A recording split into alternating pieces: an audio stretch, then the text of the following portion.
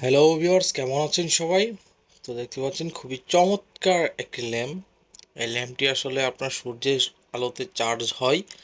এটিতে রয়েছে ছোট একটি সোলার প্যানেল এবং ভিতরে লিথিয়াম ব্যাটারি দেওয়া আছে চার্জ স্টোরেজের জন্য। এবং এটি আপনার উপরের কাজটা হচ্ছে আপনার প্লাস্টিকের, যার ফলে ভাঙবে না এবং পেস সিস্টেম খোলা যায়।